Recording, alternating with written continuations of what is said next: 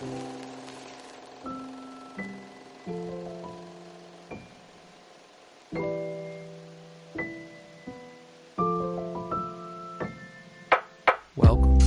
to Cinema Surprise, presented by the Penny Bloom Podcast, where every week we celebrate film, and one of us never knows what's coming next. Hello, everybody, and welcome in to the Penny Bloom Podcast. Today, we continue Cinema Surprise with Joseph's second pick of the project, The Book of Eli. It was released on January 15th, 2010, written by Gary Whitta and directed by the Hughes brothers, Alan and Albert. I am Colton Robertson, and I'm joined by Joseph George. What's up, homie? Oh, what up, what up? Always a pleasure to be here. Oh, and it's always a pleasure to have you. We got a nice first viewing for me. You know, you've gone 2 for 2 so far. Tron Legacy and The Book of Eli on movies I've never seen. And I'm excited to talk it. How are you? This was an exciting revisit for you. You said you hadn't watched it in years. It was one you remembered quite fondly. Yeah. How are you feeling about it now on the other side? Can't remember exactly when I first watched it, but man, it was just kind of a family movie that whenever we had a chance, we just kind of put it on, or if we couldn't think of a movie to watch, this was one of those in that rotation. And I think the last time I saw it was, it had to have been about a year at least. But it's always been fun. I don't know, nice memories. From day one, it was Denzel is just the guy. That's in 2010 probably when I watched this for the first time, or 2011. It's definitely in that stage. I thought he was a superhero, basically. Right. That's the only thing I focus on was I wanted to have a machete sword, sword. I don't know what you call. Oh yeah. Sword? Do you call that a sword? I mean, it's a type of sword. A machete's probably more apt, but I don't think you go wrong calling it a sword, because after all, the machete is a type of sword. You know what I'm saying? The blade, blade. It's just every thing I watch just lets me know I need to learn the ways of the blade. I don't know. It's just throughout time it is it's necessary. But no, as time has gone on, the movie has been it hasn't been like just this on this watch that I'm like, oh, there's a whole religious twist to this movie. That dawned on me, before. But it's as I've been watching it more and more, that's the thing, I'm focusing on the actual story that's being told rather than just the action and coolness, the cool factors of the movie. So it's nothing, we're fresh off Casablanca. We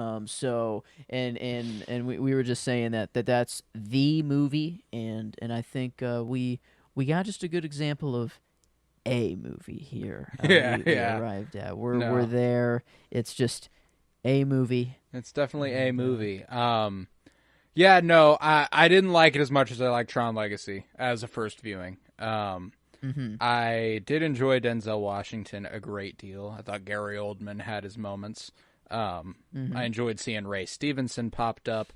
Didn't know I was in for that. Every time I see Ray Stevenson, it is a welcomed surprise. Because he's rarely the leading man, but always a strong supporting character. And every time he pops up, I'm like, fuck yeah, it's Ray Stevenson, baby. R.I.P. to a legend. I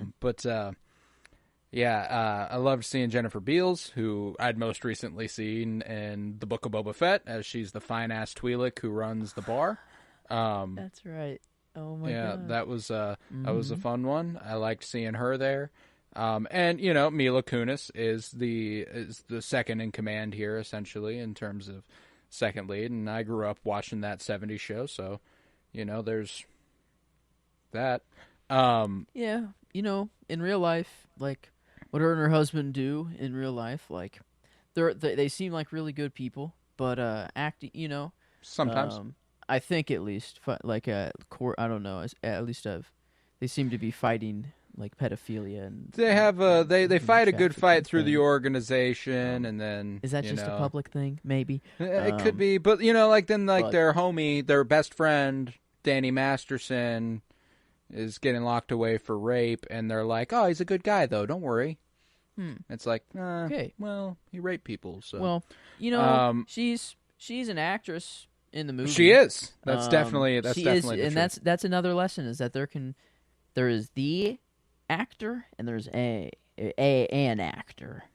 Yes. And that's when you have like just Denzel and Gary Oldman going toe to toe with each other, and then like Mila Kunis has to step in and Mila Kunis suffers from. She's like the premier example on the actress side of things, of like same acting, different role. Usually when that's the case, I think of actors. I usually think of like Jason Bateman, but even he's like good. He's good at that one thing. She reminds me of Paul Walker, another R.I.P. here. Paul Walker booked a lot of roles, because he was an attractive man. My boy could not act. My boy was not a very good actor. And I think a similar thing could be said for Mila Kunis here. She comes on screen for the first time and she immediately doesn't fit. Like when her hair's tied up and she's behind the bar and stuff, I'm like, you're way too clean. Yeah. Like you look way too good to be here, Stop. Wait. Please. Oh, it's wait. Stop, please. Yeah, stop, please. And then like, okay. I think he's and I mean like there are certain roles where Mila Kunis does like this thing she does works, Friends with Benefits with Justin Timberlake. She's acting opposite Justin Timberlake. So it's fine. You can get away with that. You can't get away with acting across from Denzel Washington and Gary Oldman. And that's fine. Not a lot of people can. Not much comedy here, and her vein is just in the comedy. She is a little funnier. She is funny. Route, she's a witty actress for sure. But yeah, it's just I wonder how pressing and difficult a job this was for her.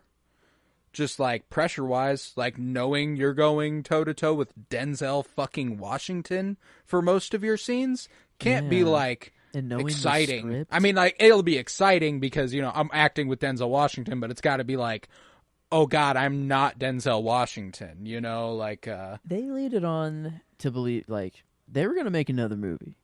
They were gonna try to, yes. Like they wanted her to be the lead of the next movie, and like clearly. Like, that is what the ending implies. So, like, she knew this, reading the script. Like, that's the plan. It just... To explore this world a little bit. And, maybe it's not. Maybe it wasn't the plan. It's complete. What else are you going to do? What are you going to do at that point? Spread the word of religion? And how are you going to make what are you going to make a movie? Yeah. That's not the... I don't know. In a post-apocalyptic world, you're going to, like... Not much you can really do. I don't know what to do. No, yeah, and that was at the core of this movie was a really cool idea. This is a really good example of a movie with a lot of really great ideas and not a lot of fantastic execution. Literally, I think the best thing about this movie is Denzel Washington and Gary Oldman, and I think that aside from that, it is a lot of like their concepts that are cool versus their execution. I love that the motivation here for Gary Oldman is get the Bible, because if we have the Bible, we can weaponize ideology and we can manipulate masses into doing what we want because the good book says so. And he was like, it worked before, and that was a great moment. I loved that. That was a wonderful little tidbit. I think he's talking to Redridge at that point. He's like, that's why this book is so important. And I appreciated that a great deal. I thought that there was all sorts of stuff to like there, and I was bored for more of the movie than I would have liked to be. like I paused. It was an interesting thing because the movie moves quick. It gets past you. It's not one that you're like, God, when will this be over or anything? But we get to like Gary Oldman's bar and Denzel Washington's upstairs with Mila Kunis for the first time. He's teaching her how to, set the table and stuff, which might be one of my favorite scenes. I really do enjoy that. They say grace and everything. Like, I like that scene. That's strong. That's 46 minutes into the movie. Damn. Yeah. I'm like, what happened before that? He's just going west.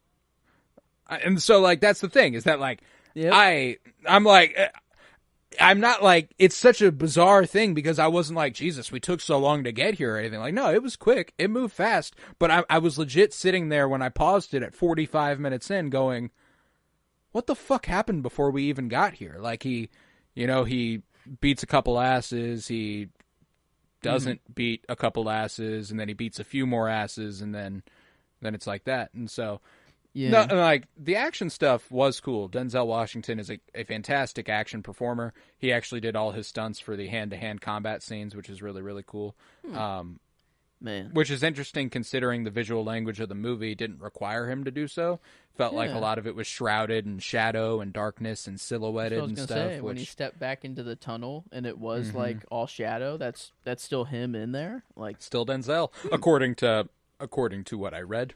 I don't know for sure, but he is. It's not like he's making crazy movements. It is just very swift and like calculated movements. So I see him actually doing that. No, and he's a fantastic stage combatant. He's really good at that. There's a fantastic Shakespeare adaptation that I've only ever seen. Like, I shouldn't say fantastic because I haven't seen it, but I've heard fantastic things about it. The Tragedy of Macbeth, which was directed by the Coen brothers just a couple years ago. Denzel Washington plays Macbeth, and Frances McDormand's in it, and it's got a fantastic cast. In fact, it was one of the movies I was considering for the surprise project, but now that a Denzel movie's been taken, probably won't happen. Okay. I feel bad now for don't that out. Don't worry. Shakespeare stuff is difficult because it's not like they adapted Shakespeare to be easily understood. They are reciting Shakespeare, and that stuff can be difficult to track, hard to watch, difficult to follow. It's a fun time, but it's a study. It's more a study than it is a viewing experience. So, anywho, that probably won't happen. But like Macbeth, the clips I've seen are him with a fucking sword just going to town. And it's similar to the action style in this as far as what he's doing. Not necessarily camera work or anything, but as far as what Denzel's doing, I think that when it comes to stage combat, he's fucking good. He's got that shit down. And it pays off in this one. That's one of the most exciting things about this movie is Denzel. The scenes, there are some scenes that get sort of emotional.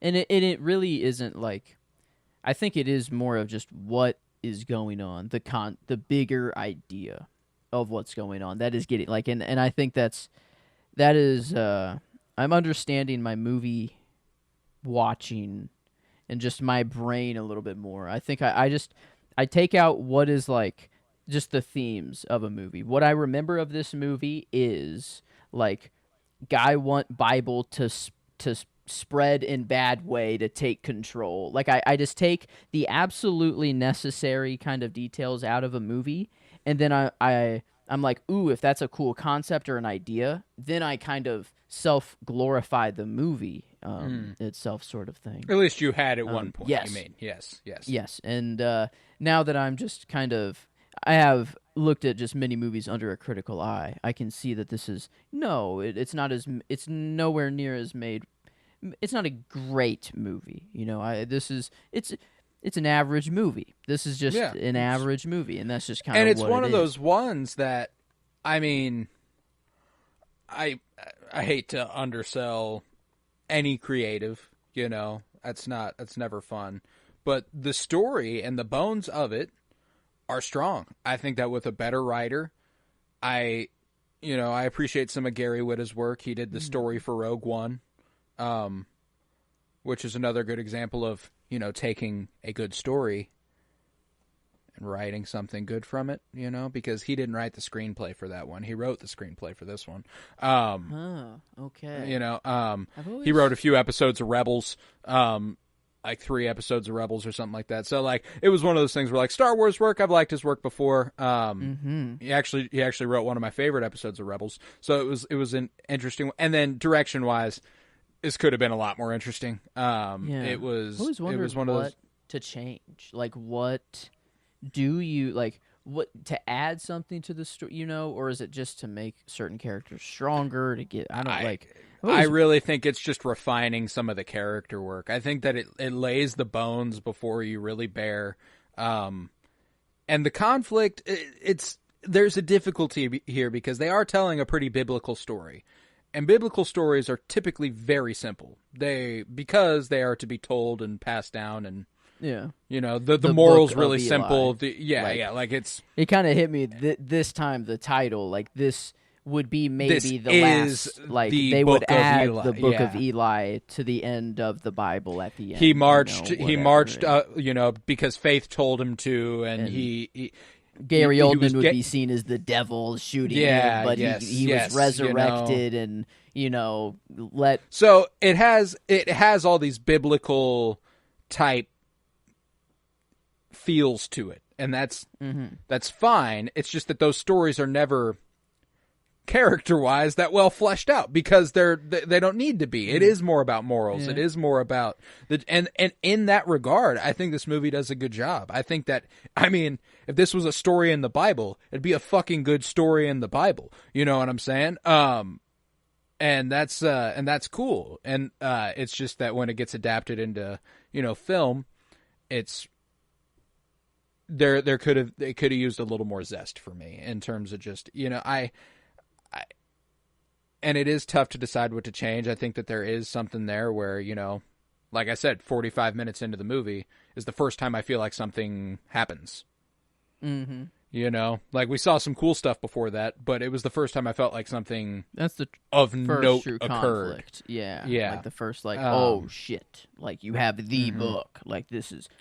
It changes and everything. I think there is a little bit of a hindsight thing that makes the beginning really interesting. Like, I like the idea that, you know, he was granted sight so that he could complete this journey, and he was marching west based entirely on faith and all that stuff. And but even so, I feel like there just needs to... frankly, you could have gotten to Gary Oldman's place 15 minutes into the movie, and it wouldn't have changed anything. Mm-hmm. Yeah, they really build the world for quite some time. Like you shoot the cat, you know, and he cooks it, listens to his music. We'll get back to that of the music he listens to, I guess later on. But it you know, and just the slow walk, getting the guys in the tunnel, like walking up there, and then he keeps on walking.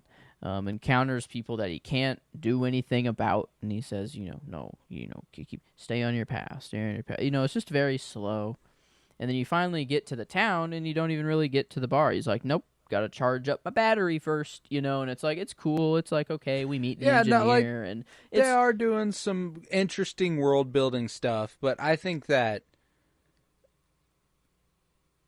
movie could have done without the people he couldn't help. Mostly because even after the fact, I don't understand why he couldn't help them. You know, he does eventually realize, he goes to that point where after he's given up the book, even though he knows he won't be able to read it, after he's given up the book and he's talking to Mila Kunis's character, and he's like, you know, I've been reading the book for so long, I forgot to practice what it preaches, you know, like, and that's a cool thematic tie to the beginning where he doesn't help the woman who presumably gets sexually assaulted and murdered. And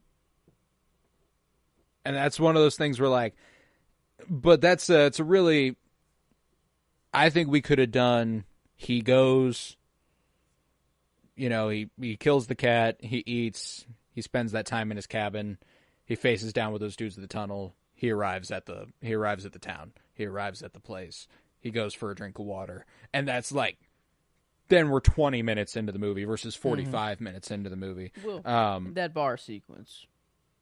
gnarly. That's something you do need to keep. Like, and I'm one, he does say a Bible verse there, pretty sure, but like he basically says the equivalent of like, all of you are about to become dust at the end. Yeah. I don't know, like we all return to dust, whatever that line was. To dust we shall return. It was pretty hard. Yeah. Yes, and super cool. And then he doesn't, just stab people. He beheads them. I mean, their heads are rolling off, like, and clean too. Like, I mean, it's 3 people's heads are off within, I think, 2 seconds. I mean, it's just slice, slice, slice, and just effortless. And yeah, it's was very, very nice. And then you get that Mila Kunis stop, in there all of a sudden. But no, that the action I do like. Denzel, I think he's just kind of got it.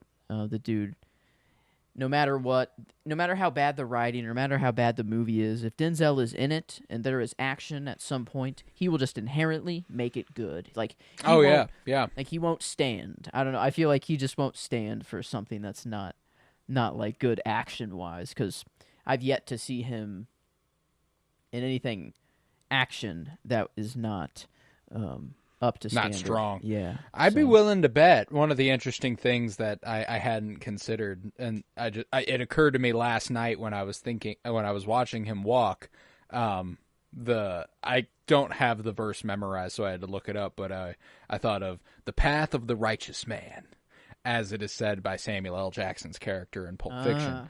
And I think we've got a pretty good basis for what this movie is based off of.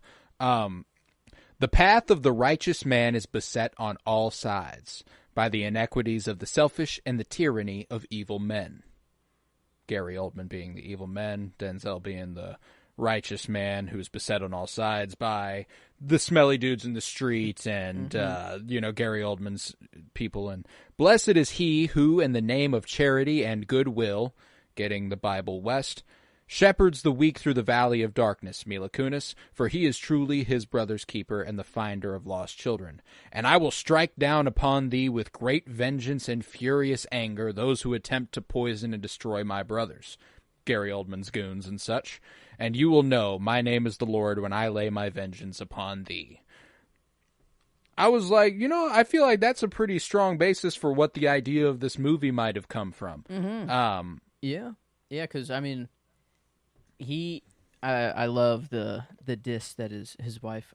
What's her Jennifer Beals, her character name in this? Claudia. Yeah. What her, like, her kind of like it's so close, but it might as well be miles away. Like her, and she can read it too. Like she puts her hands on it, and she's like, like, oh my gosh. She's like, holy shit, I haven't felt this in so long. I don't. Yeah. And I wonder, like, if there is some validity to losing the ability to read Braille. I don't know, but, like, I'd assume it's like reading normal text. Like, I haven't. Once you have it, you don't really lose it. Yeah, and I don't know if there's a difference there, so I don't want to come off as to say like it's just for sure. But like, her reaction, her acting, at least, leads me to believe she could read that. Yeah, and she was like, finally, I can. I'm obviously no. I am not going to, and he's gonna die anyways. That whole place was going down, and that. I guess that copy really doesn't matter anymore. But I guess that's the sequel idea is, she'll return home, save her mother, probably, is the only story I see is because that's the only person I care about. Like, I don't care. I want Gary Oldman to die. I don't care about all of his goons. Like, Ray Stevenson, like, his death at the end, like, him just kind of looking at the sun and, like, kind of just accepting his death. Like, it was just kind of like more of like his just the real life death, and just I just teared up for that. But like I don't really care for his character at all. He was like he wanted to like own Solara, like he wanted like as his own. Like dude wasn't a good guy. No, yeah, and I don't find what I'm about to say is not a criticism, and I don't want it to seem that way. And I usually despise this take. When I hear it, I go, shut the fuck up. What do you mean? But this is the first time I've ever felt that a show would be better suited for this story. I think it could have been benefited from a longer, more fleshed out format where they get to explore all the characters. His journey is a long one that we don't get for 10 hours instead of 2. It almost feels too, not too easy, but like when Denzel gets shot, I'm not worried. You know, there's not an ounce of me that's like, oh, damn, they just killed Eli. No, like, Eli's going to be fine. And the fact that I can think that about a character who gets shot in the middle of the stomach is not a strong suit of the movie. Now, in a TV show, if that happens, you know, in a 10-episode series, if that happens at the end of episode 7, at the end of episode 8, I'm going, okay, is Solara picking up the mantle? Is she going to be who continues the story? You know, and that's the thing, is that I rarely think that. In fact, I don't know that I've ever found that to be something I truly believe about a movie until this. I do think this would have been better suited for a longer format story where they got to explore the characters more vividly, where maybe we would be afforded time to do flashbacks to the world before and what happens and like the event that actually occurs.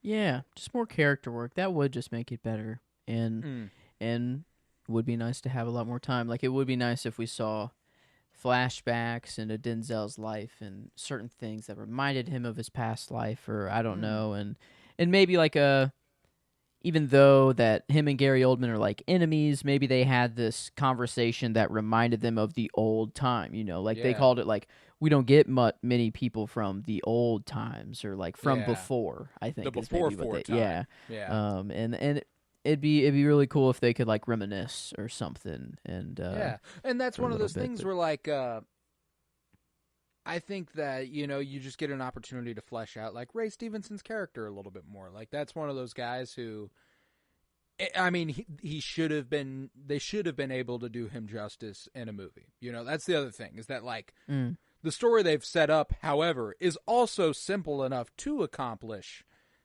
in a 2-hour movie to a good degree. I think this had the opportunity to be a great television show, however. Like, that's the difference. I think this has a certain this has a certain ceiling as a movie. I think that it doesn't, I don't know what the ceiling is as a TV show. No, and that's one of those things where like I think that it would just afford it the opportunity to just explore everybody a little bit more. Everybody who is an important character, you know? Like there seems to be this regret in Ray Stevenson's character that you can't pinpoint. You don't know why. You just know that he's not entirely happy with what his life is. And it's like, okay. Yeah. And the way he dies is just like in all the chaos and everything. You just the car tumbles and the it's like sword tumbles and hits him. And he's like, "Oh, well, yep, that's about it." You know, that's can't really do much from there. At the beginning of the movie, like, why does he let Eli go? You know, like, it's one of those things where I can gather why based off the limited information we have, which is that he doesn't feel like Eli is the right dude to kill. He doesn't feel like that's something he should do. Why then does he just off a motherfucker the second he fucks up upstairs? You know, like it's one of those things where like I think there's just inconsistencies that if you have more time to flesh out these characters, the more effective it could be, because this would be a nightmarish movie if it was any longer. But if it was a series that was fleshed out, it could be really good, which is an interesting dichotomy to possess. Like, you either need 2 hours or you need 8 to 10 to figure something out here. I think you're justified in that take there. I was for the joke and to be like, "Oh no, shut the fuck up, what are you talking about?" But I completely agree with it. So I can't.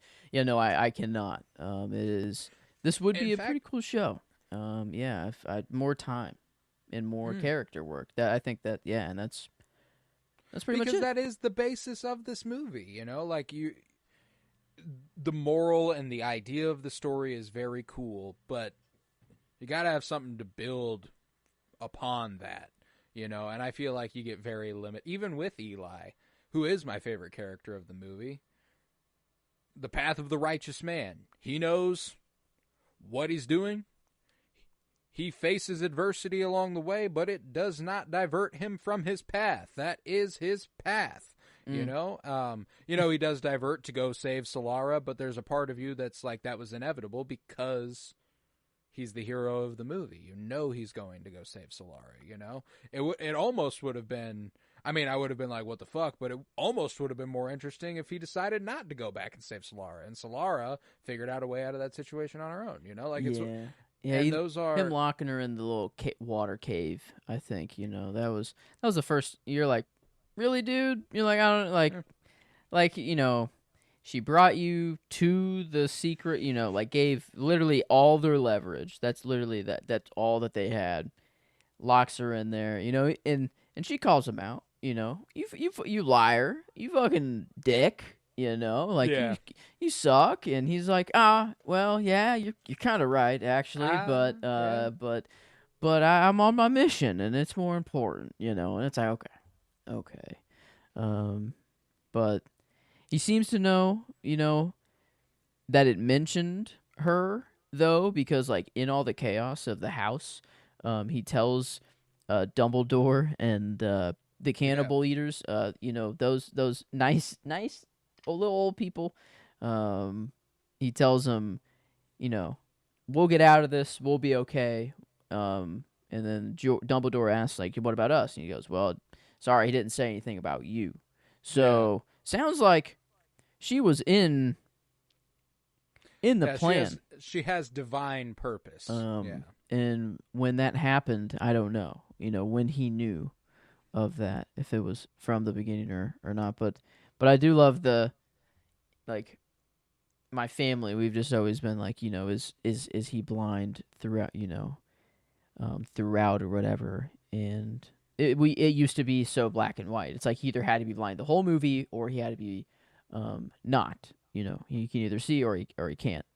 But it took us a while to get to the theory, just the thought of like he was given sight, and whenever he no longer needed it, it was taken away, or it was no longer needed. And that was that's the most biblical story here, is that God granted him the temporary gift of sight to succeed in his mission, because he asks Claudia early on in the movie, like, how did it happen?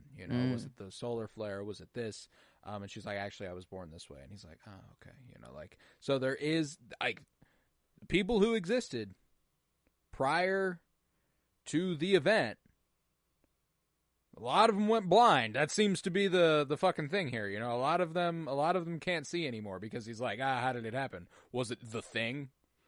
Yeah. Because the Thing blinded a lot of people. That's Eesh. That's just an uncomfortable thought of like, if you just were not underground, or if you just were anywhere visible to the sky and you just looked up, boop, you can't see anymore. Yeah. Bye. Then it's cool that's why his hearing is so good. That's why his smell is so good. He's like Daredevil, basically smells people from a mile away, and even uses it as he's not trying to pick up Claudia or anything, but he's like, I like your perfume. When she's standing all the way across the room, and I guess maybe whenever shit just smells that bad, just shampoo is enough to be like to smell it across the room. That could be true, but he's. No, I think it's a heightened thing. Yeah, I loved that moment though. Whenever he's like, I like your perfume, and she's like, and she like is like moved to tears. She hasn't been treated nicely in who knows how long, and is like, it's just shampoo, but thank you. It's a good little moment, And so this movie does have a lot of good little moments. I appreciate, like, straight off rip when he is eating the cat, how he shares with the mouse. I think that's adorable. I thought that was a cute little moment. it's Yep, you're right. cat. It's Like, cat. yeah. Save some for breakfast, like it's a cute it was a cute little moment. And there are cute little character beats like that. But I do wish they were more abundant. I wish we had a little bit more time with Eli as the good guy, not the righteous man. And I keep returning to that, but that's because I do love, like, my favorite scenes are the ones where he is the good guy, like that, like the interaction with Claudia there, and ultimately, I think my favorite scene of the movie is the reveal. I think that's the strongest scene in the movie. But besides that, I mentioned it earlier. It's the one where him and Mila Kunis are sitting down, and she's like been instructed to go prostitute herself for him, and he's like, no, come on, let's sit down, let's share a meal like they used to. Like, that's not a practice people do anymore because you need food. You have to hoard food or else you won't eat. So he's like, let's share a meal, sit down, let's say grace. Like, I love that because it's really human of him. And I think we have increasingly few of those moments thereafter.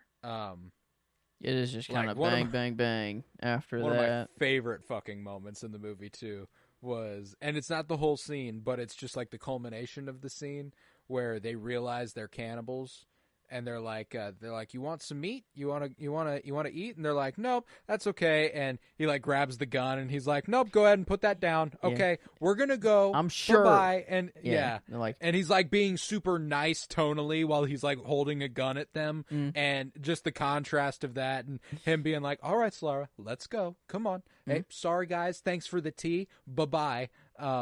And then they have to come right back in. Never mind. Back Yeah. inside, much greater threat. Whenever your instincts are to, holy shit, get away from the cannibals, and then instantly revert back to, we need the cannibals for shelter. That's just funny. That's just kind of like a funny turn of events. And then I like the fact that we get a, hey, do you have any weapons? And then Dumbledore over here is like, oh, dude, I'll show you weapons. I've been waiting for someone to ask me that question all my life. Throws up the couch, and it's just a fucking armory under there. Yeah. Incredible. And somehow, I feel like in no way am I comparing this to Mad Max, but in my head, with all just the rigs in the desert, barren, the big guns, post-apocalyptic stuff. I'm like, this like barely walked so that Mad Max could soar. Crawled. Like that. This was just because it did come before, right? This was 2010. Yes, yeah, and Mad by Max 5 years. Yeah, so 5 years. This was the first little baby step. It's like, ooh, movie in desert. I can do better than that. I wonder what the next little step is. The person that said I can do a little bit better than that. Because eventually, maybe, I don't know if the step. I don't even know if Book of Eli was on the radar, for this even in the first place. But in my head, I'd like to think. In the eye of the viewer, perhaps. Yeah, no, I don't know. I'm trying to think of what could have influenced Fury Road the way that it was. Movie in between Desert, 2010, 2015. Post-apocalyptic helps a lot, too, because they're both in a post-apocalyptic wasteland sort of thing. One of my favorite little tidbits about watching this last night, and I was like, I was sitting there watching, and I was like, in my head, I was like, okay, we got some Outlanders here. That's cool. Then he gets to the bar, and they're like, are you an Outlander? And I was like, fuck yeah, look at that. I was like, okay, cool. I appreciate that it, in comparison to Fury Road, which I appreciate infinitely more. But there is a charm to the idea that it isn't that far removed from where we are now. Like maybe 20 years, like it's not a super far removed. People still remember the old gods, they're not worshiping V8 or anything, like it's a different thing, and I appreciate that angle of it. I like that the world is familiar, and therein it makes it even more, it's grimy. There's one thing to like blow up our world in a movie, and that's like that already sucks, and just to think about. Mm. But then to make our world like a novelty, to make it be like, oh, you're from the old world, you're from before. That's like I don't that know. part when he's talking to Solara and he's like, everybody had too much, you know. We threw away things that people kill each other for now, and it's like that's true right now. Mm-hmm. Like that's crazy. That like that's not the same. Like it's not the same everywhere. Not even close. Like it's not even close the same like it'd be okay if everyone was throwing things away. You know that we didn't need anymore or something. But that's not the case at all. No, it's not. And like when he walks into the bar and he asks for water and he goes, "Oh, that's the good stuff." Yeah. You know, he's like, "Oof, that's top shelf right there. We were hoping you'd ask for mud or piss. I don't know. Is alcohol easier to come across? Like, are y'all like yeah, I don't think you're so. running a saloon here. I'm pretty sure water is basic to everything you could possibly be selling. You need water to make alcohol. Yeah, I think, right? Like it's probably a lot of it. Yeah, I mean, at least a little bit of it, you know. Maybe they're on the pure. I don't know. They're just on the barley. That's all they need. Yeah, this not a fun like world.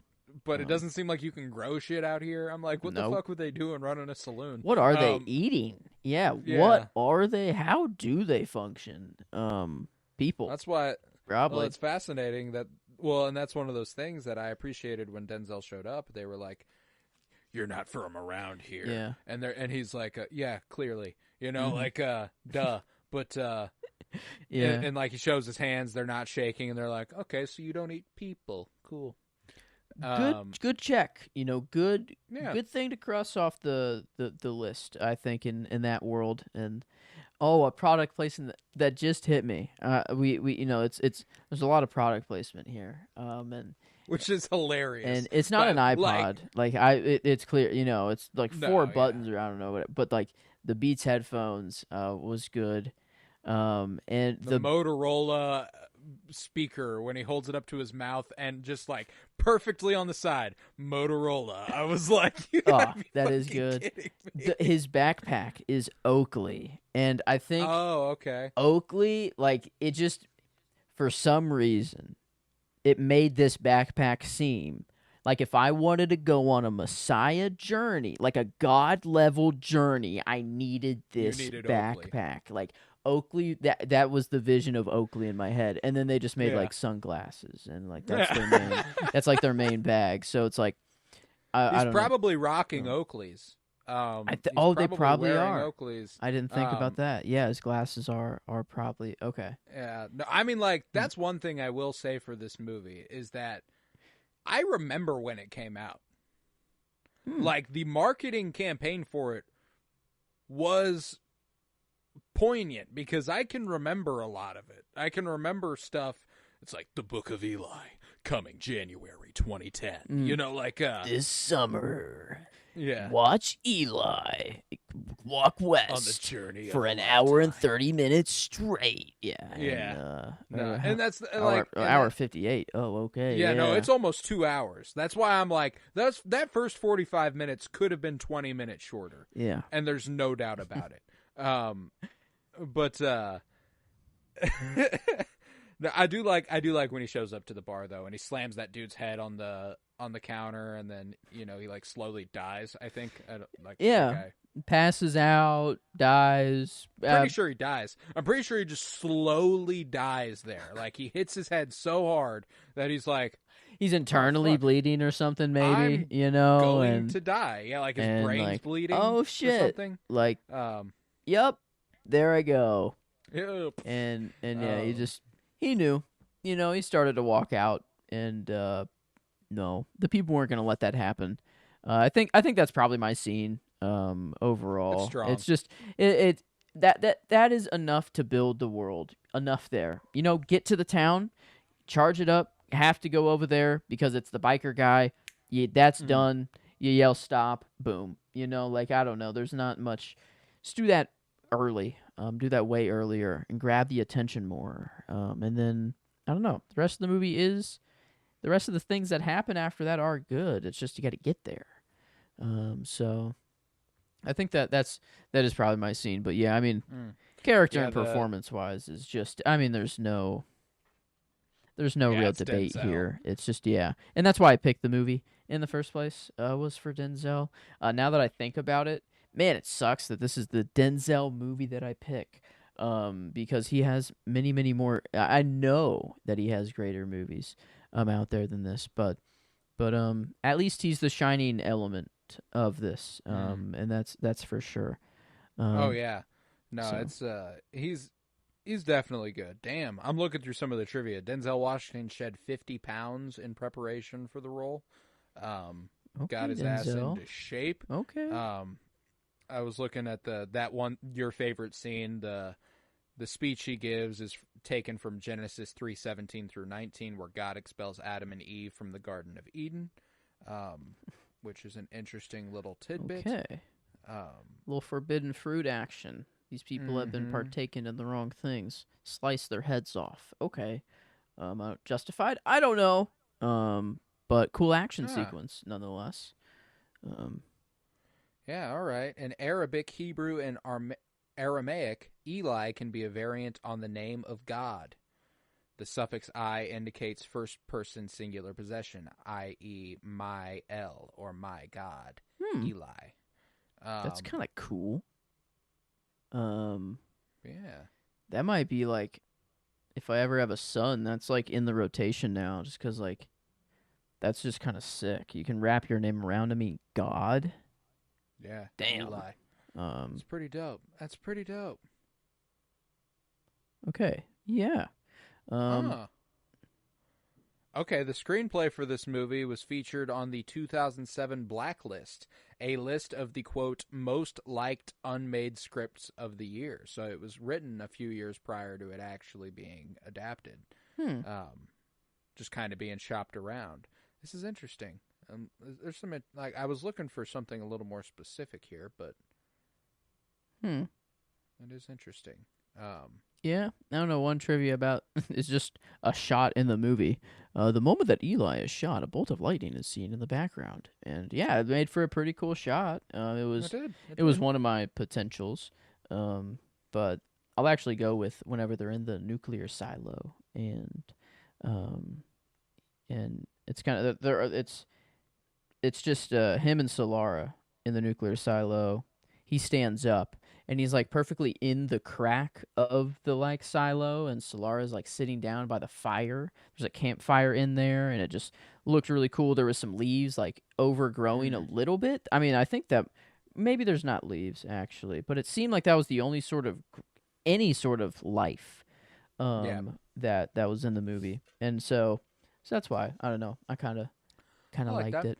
But I like that. Yeah, my shot came minutes in. It was like one of the opening ones. It was right before the title card pops up, and it's like he's at the bottom corner of the screen. The ground is perfectly level with the bottom, and it's just a huge sky. Thought it was pretty. I was like, that's a good way to establish what this man's doing. Yeah, and I thought it was effective. Another interesting bit of trivia here: Kristen Stewart turned down the role of Solara due to conflicts for Twilight. New Moon, the second Twilight film. Kristen Stewart. This could have been. Got to imagine that would have made Solara a little more interesting. Mostly because I think Kristen Stewart's incredibly talented. At least more talented than what. She made a lot of money. She made a lot of money doing Twilight. Probably way the opportunity more to do anything she wants. Yeah, probably way more than she would have made on Book of Eli. So yeah, good choice there. Good choice to stick with the franchise. Yeah, I wonder who else. It would have been nice just to have. I don't know who else has Solara. Someone like I'm terrible with like people, and especially when I'm trying to think of like 2010 people. Right? Yeah, I'm like but around this time. I don't know. See, the thing is that Solara, when it comes to the young, like they had to have been young, that kind of does throw a wrench into things. Yeah, I don't know. I don't really know. That's the thing, is that the character's not well formed at all. Yeah, it's just that's true. She's just kind of there. Needs to be more work overall, not just a better Yeah. actor, just kind of. Yeah, I mean, like the character needed more work. Yeah. In fact, there's a possibility that Mila Kunis would have been perfectly capable of portraying some of the stuff that Solara could have done if the character had been any more interesting.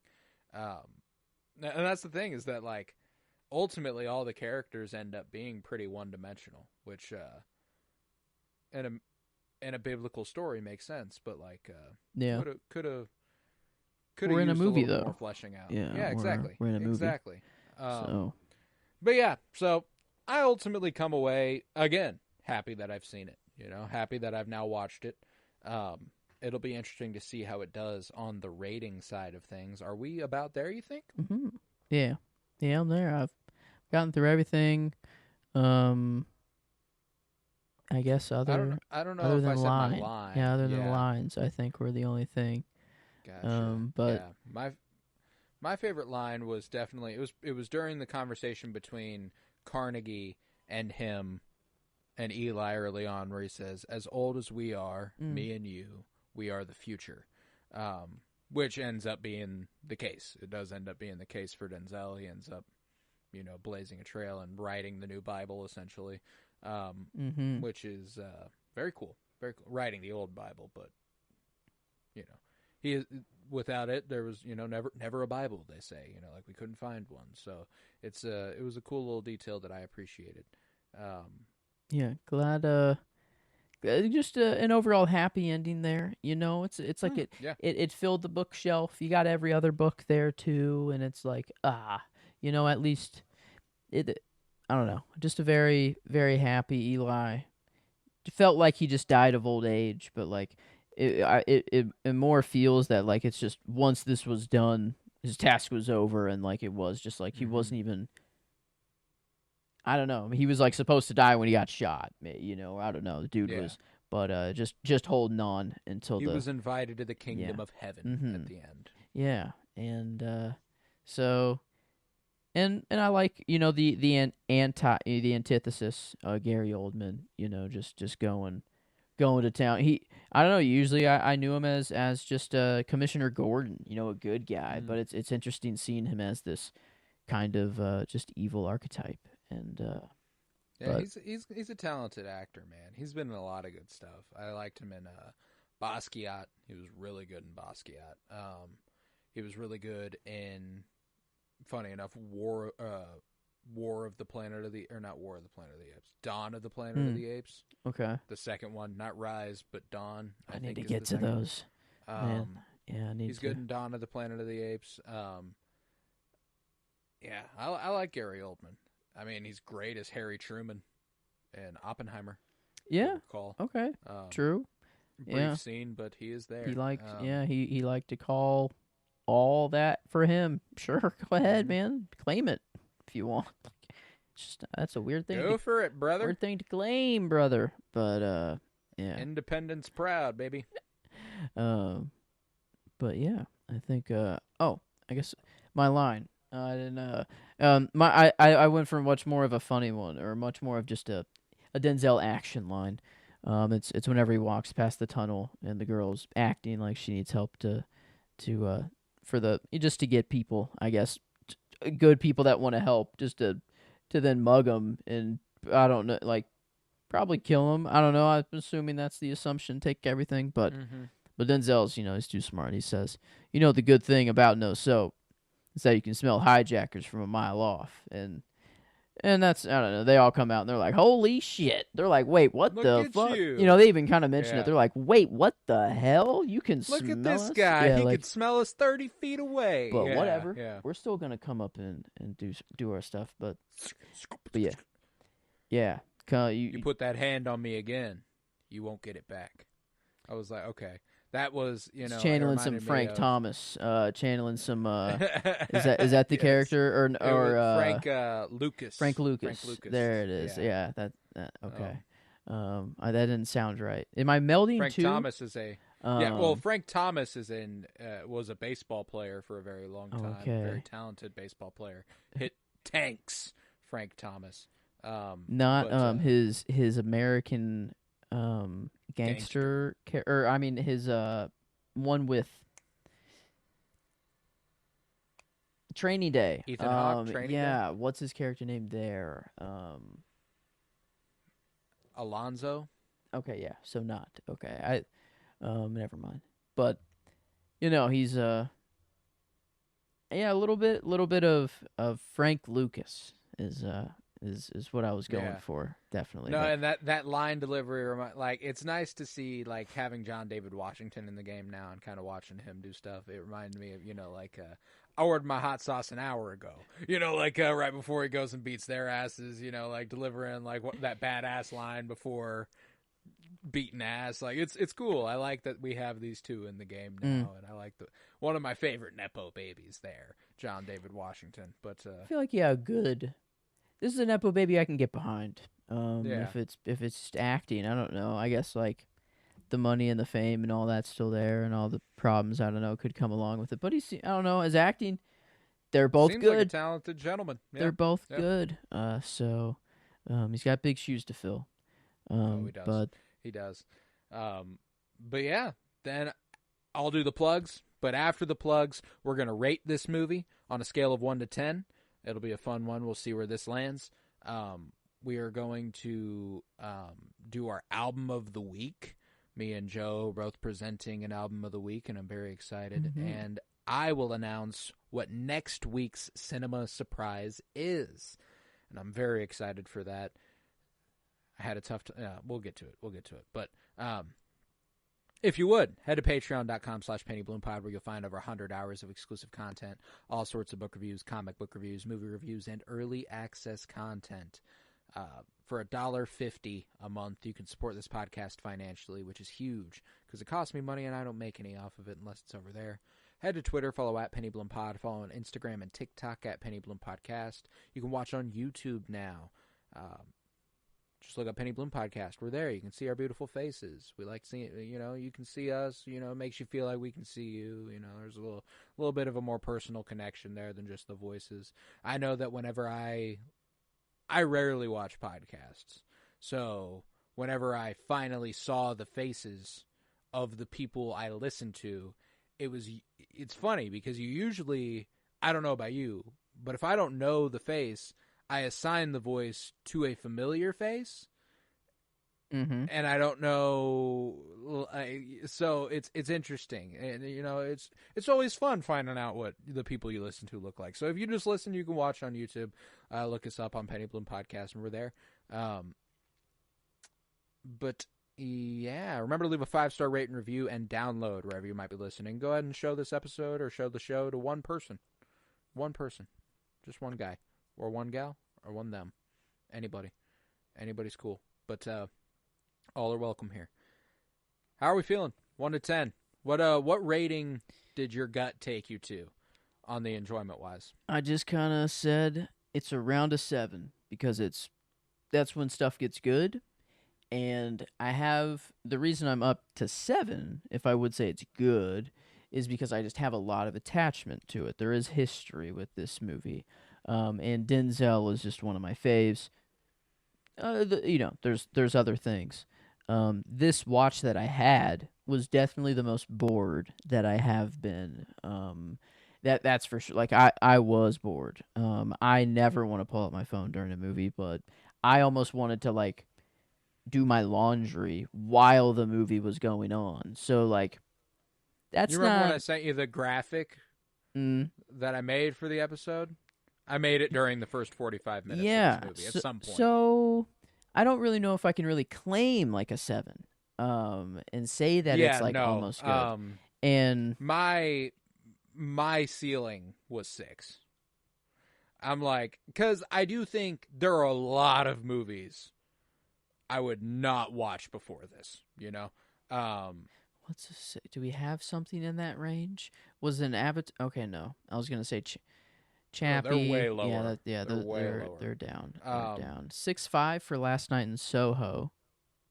I gotta be honest, I like Last I would Night in watch Soho that more. before. I Yeah, would. I do like Last I Night. would watch and that so before. that's the other difficult thing that I hate to confess. It has to be above this threshold. I won't watch this movie again. I don't think I'll ever watch Book of Eli again. But like, it is one of those weird ones where it is above a 4, even though that's the case. Mm-hmm. We've kind of declared that, like, if you know you're never going to watch it again, 4 is kind of the ceiling. I don't feel like that's fair. I do enjoy this movie more than other movies I won't ever watch again. It's just, it's not, like, that's why my ceiling is 6. It had it's the above bones. average. Yeah. Yes, it had the bones. It had the didn't bones. quite get It has there. a good moral. It has a good idea. I like a lot about the movie. It's just the execution's a little poor, and that affects critical more than it does my enjoyment. However, my enjoyment is a bit influenced by that. So my gut took me to 5.75 or 6, as far as what my rating was. Okay. Well, do you want to, if we're going official, do we want to stick with the official numbers? I guess if we each do we want to take an average of our two? Okay. Casablanca was easy because we both agreed yes. that it's just kind of this is the first time we're really so having it's to implement we this. actually have to be here. Okay, I will go 5.75 then. Okay. That is what I will say is my enjoyment of this movie. Okay, and I think I'm in the 6s, and I think like 6 or 6.25 is really all I can give it. I can't 6.5. That's Sicario is what we gave. Like Sicario was like a 6.5, and I would watch Sicario before I'd watch Book of Eli, but I'd probably not watch Sicario again either. So it's kind of in that same vein, same vibe there, but less. Like, so I think half a point less than Sicario makes sense. So I think I'm at a 6 myself. So we're pretty close, pretty close there. Okay, and then that would, I guess, just. Oh, I can actually, I can. Well, before I just kept it as a 10. I didn't actually have to take the average of our things, but now I actually have to. But I guess critically, I don't really know. 5.88 now. Now I don't know. I guess that's now the overall will have like mucky numbers. You know, that's closer to a 6. Let's call it a 6. That's kind of how I'm looking at it. So you want to maybe just, if the average doesn't work out, we'll take the average, round it up to whatever the nearest one is. So if it's closer to a 5.75, it's barely closer to an 8 or to a 6. So we'll go ahead and give it the 6. Okay. I'm comfortable doing that. That's not one of those things that I'm going to get too horribly hung up on when we're talking 0.12. You know, like it's fine. So 6 is cool with me. Yeah. And then I should take the average, but we'll round up. That's kind of how I'm at. That's where I'm at in my head. Okay. Critically, this is an interesting one. Again, we're looking at a movie that has the bones. 7. And it has Denzel. Yeah, it's like no. 7 is 5. good. It's below that. Is it middle of the road? This is as middle of the road as you can get. I think it's an extremely middle of the road movie. I think it could have been more well directed. Wasn't the worst direction I've ever seen. It could have been far better written. Wasn't the worst writing I've ever seen. It definitely had the bones. It had some really good performances, far from the greatest performances I've ever seen, but it also had a couple bad performances and far from the worst performances I've ever seen though. So it ultimately does feel like a perfect middle of the road, maybe a little north of it. I'd say I agree with you, but I do see that there is a little bit of a bump, I think, of midway. I do think that the action sequences alone, plus Denzel, plus Gary Oldman, minus Mila Kunis in some parts, but she does have moments in which she does add to the movie. My biggest minus is the literal writing of the film. I think that in a movie that the story was so integral, it is the story. More well written. It is the Book of Eli here. Yeah. No, so I mean, I'll give it that bump north of 5. I'm perfectly comfortable with that because you did make some good points. The action is really, really. It's strong.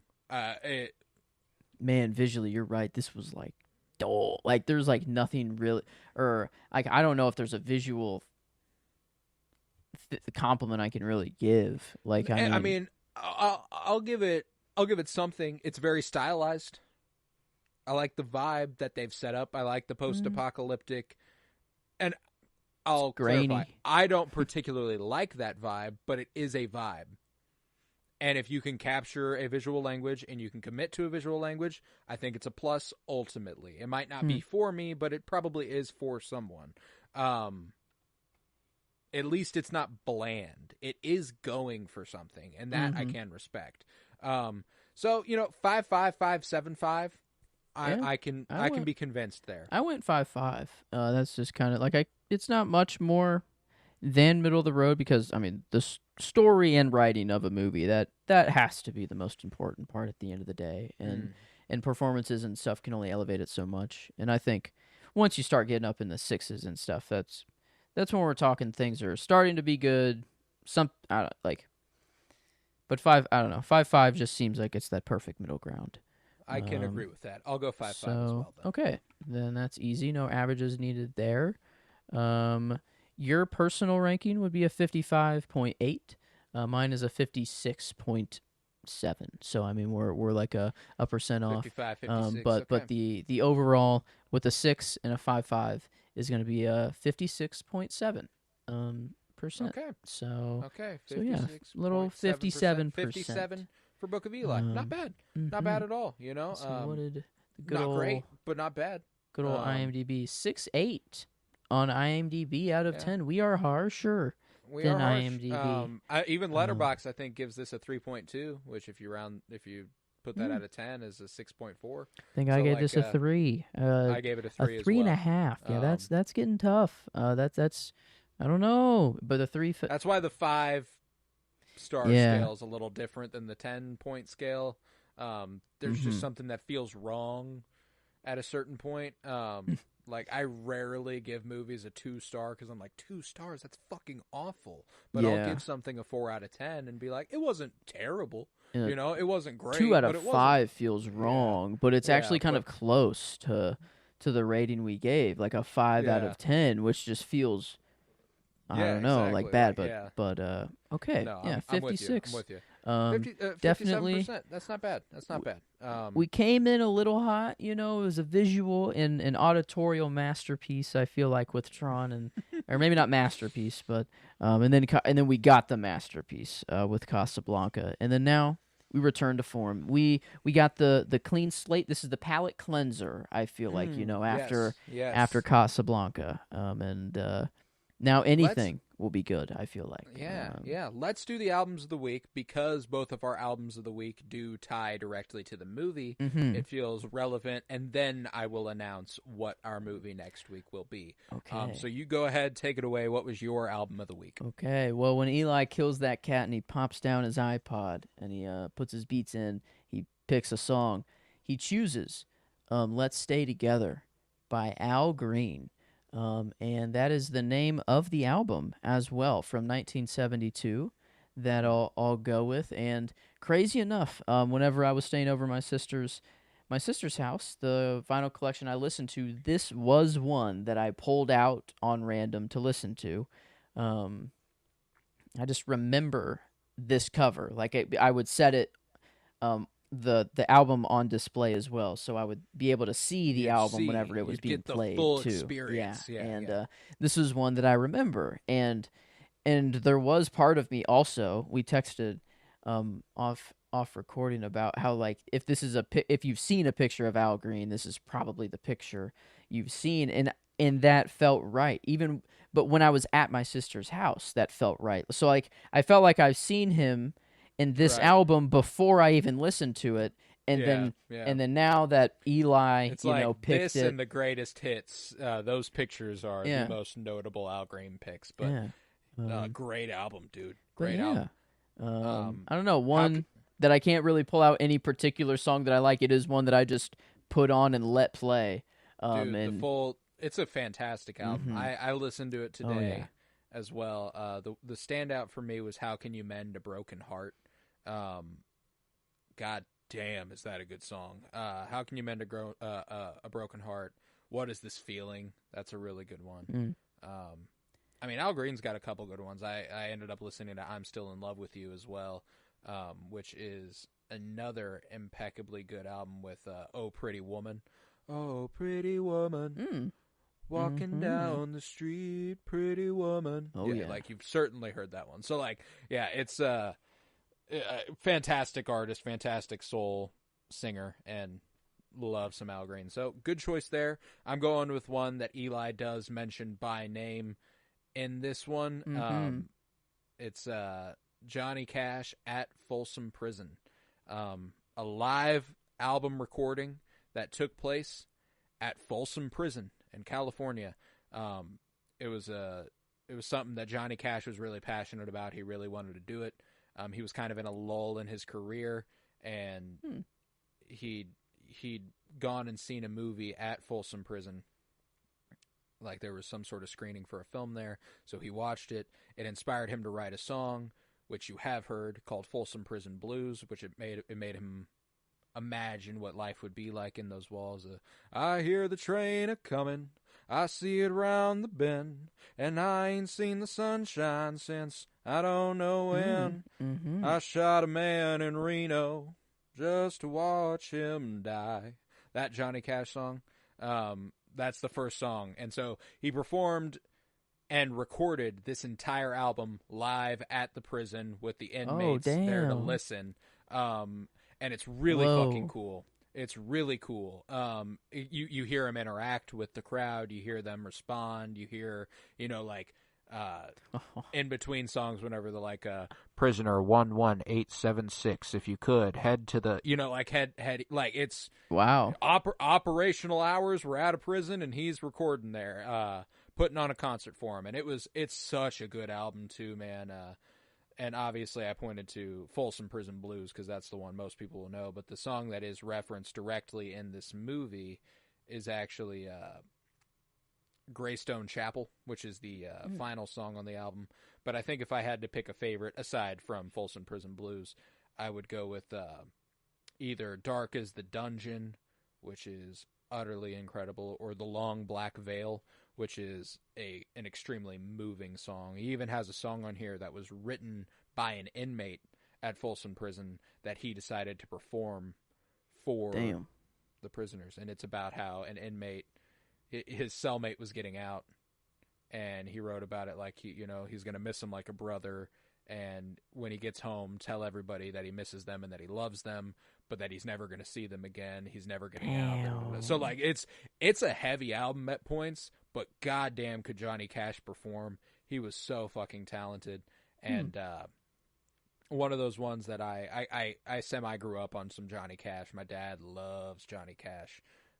So big influence on my taste, Johnny Cash. So Johnny Cash live at Folsom Prison, and Let's Stay Together by Al Green. A couple good albums of the week, both inspired specifically by the Book of Eli. So, love that. But next week, the next cinema surprise. We were talking, I had a tough time. I had a tough time officially deciding, but as it grew closer and closer, one kept emerging. It was like, this is the one. This is the one I'm going to pick. Next Friday will be the 55th anniversary of the Stonewall riots beginning. We're in Pride Month. A huge, huge queer moment in history, Stonewall riots.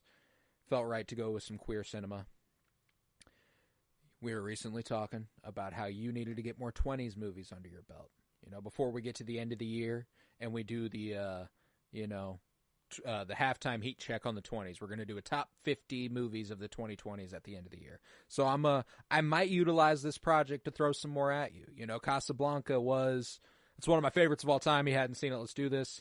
Now I'm going to show you some good shit you just haven't seen is probably the case. And I'm going to go not just 2020s, but 2024 with my pick. As next week, we will be covering Love, Lies, Bleeding, directed by Rose Glass, starring Katie O'Brien, and, as mentioned earlier in the episode, Kristen Stewart. Wow. So, Love the little tie. That is yes. one little tie we can make. I don't think Yep. there's a connection between Casablanca and The Book Book of of Eli that we Eli, can. probably not. But hey,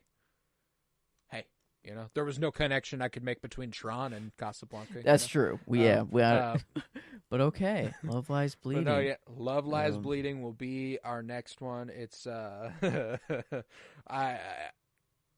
I was debating whether like how I should like sell it to you, like how I should, build it up because I could lie and tell you it's a really fun lesbian romantic comedy. This movie's tense. This movie's intense. And Okay.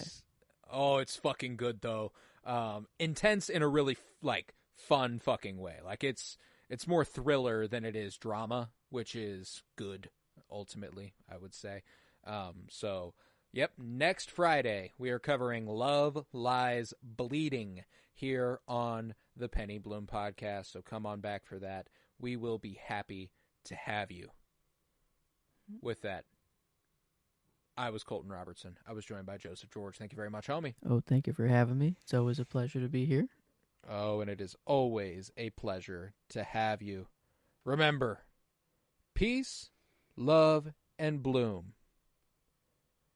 And I fought the good fight. I finished the race. I kept the faith.